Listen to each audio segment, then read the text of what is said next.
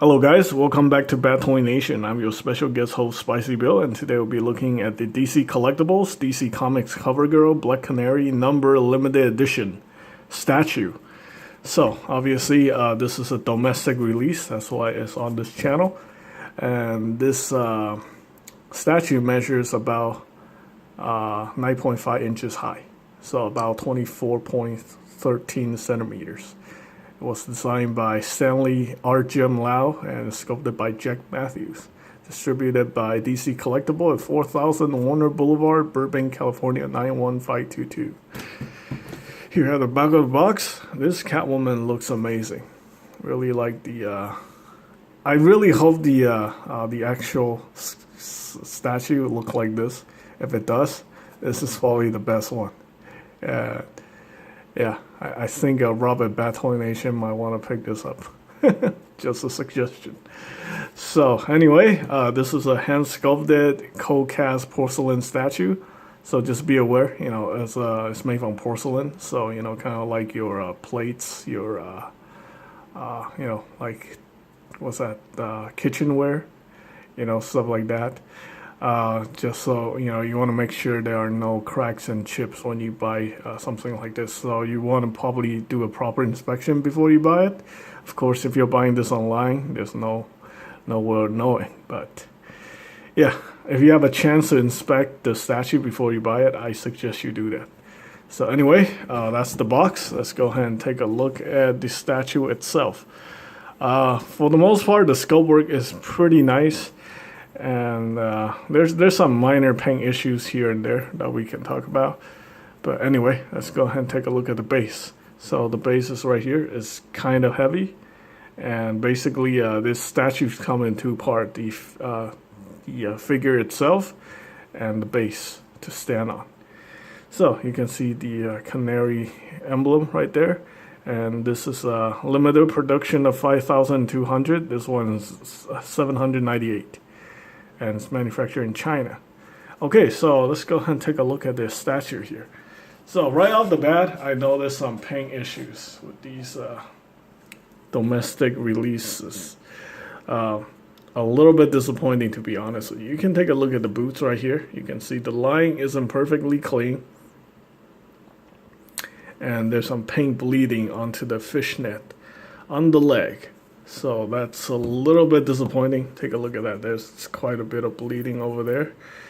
Like I said, the line isn't perfect. I think they could have done a better job, especially for somewhat of a high-end statue. This statue costs around, I would say, around $80 US. So, for $80 US statue, having these kind of paint issues is kind of annoying. Yeah, these are QC issues that could easily be avoided. However, since I guess this is a domestic product after all, somehow someone just didn't care so much when it comes to the quality control. Now, what's really nice is they use like a mixed media for her, her leggings. So you can see here the legging is actually made of the fishnet material. This is actually fabric. So that's actually quite interesting. Yeah, it looks nice. Yeah, it's better for them to, I guess, use this material than actually trying to paint in the fishnet or trying to print it. Although it could work, but maybe they just have zero confidence in their workers at the factory to do this kind of stuff. So yeah, it's easier for them to wrap this fishnet material around the legs. And some of you who are concerned about, having clothing or fabric on your figures or statues might want to avoid this because, like some of you guys say, having clothing on your figures, it's like playing with dolls. Well, you know what? You're playing with toys. You're a grown man playing with toys. I think that's enough said. But anyway, that's just my opinion. Let's go ahead and take a look at the top of the figure, the statue. Now the paintwork on the outfit is actually not too bad. You can see it's actually pretty nice. I think the blue color is probably what the the statue, it's is it sculpted, molded? How do they do porcelain? But anyway, it's probably like this blue color porcelain. Maybe this is the original color. It looks really good. When the light hits it, you know, you get all the. It looks very shiny and looks very nice. Yeah, it looks pretty good. Just my gripes are with the paintwork mostly. Again, the yellow isn't very. Yeah, the yellow is a bit off. You can see a few defects here and there, and it's at some areas it's kind of transparent. So that's a little disappointing. Of course, you can always go back in and fix it yourself if that's what you want to do. And we have the neck area right here, which looks like there's a tiny little gap there. I think that's like a QC issue or something like that, or maybe not. Yeah, it seems like kind of a QC issue, but then there's really nothing you can do about it at this point. So unless you have, unless you know how to work with this kind of material, I have no idea. So I'm not gonna bother messing around with it. The scope work is fine. It's just the paint issues and something like this that really distract it from. Makes it less, yeah, like when you're comparing this kind of statue, these domestic statues to import statues, the import statue, they always put a little bit more effort into the quality control, and weird stuff like this don't happen as much. So, yeah, it's a little disappointing. It's a very nice statue. It's just, these issues kind of distract it from being perfect. Okay, the sculpt work on the arm is actually very nicely done. Really like that. The paint work on the arm is okay. There's no shading whatsoever, but it looks good. I don't see any transparencies, so that's nice.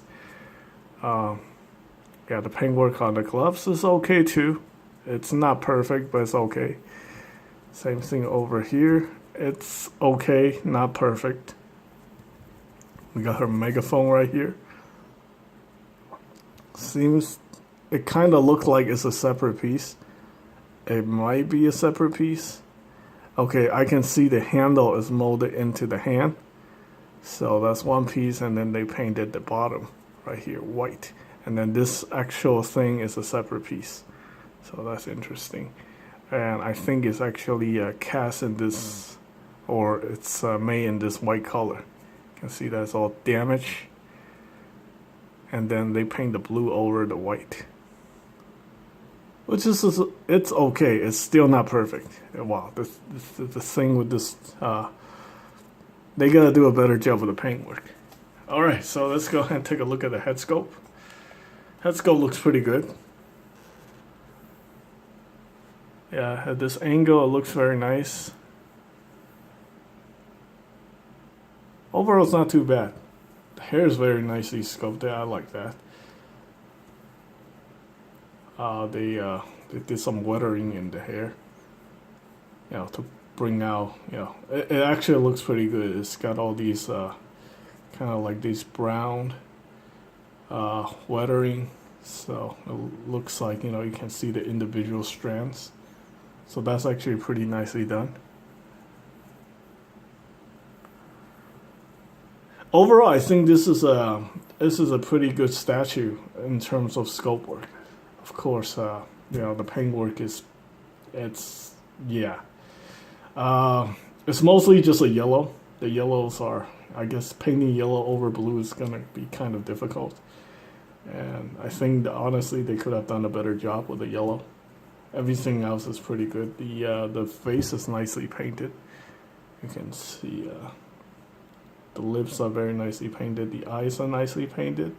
The eyebrow is a little bit it's not perfect. Yeah, that may bother some people.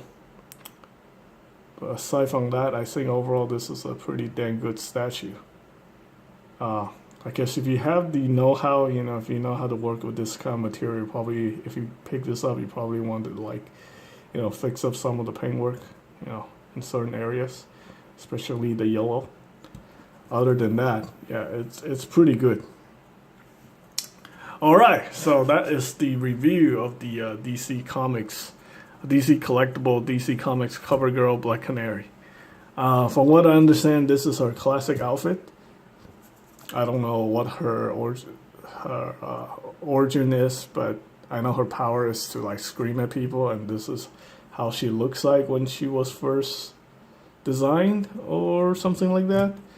I don't know. I'm not very familiar with DC comic book characters other than Catwoman, because her special power is she likes cats. But anyway, that's pretty much it for this review. I hope you guys find the information helpful. Stay tuned for more stuff. Thanks for watching.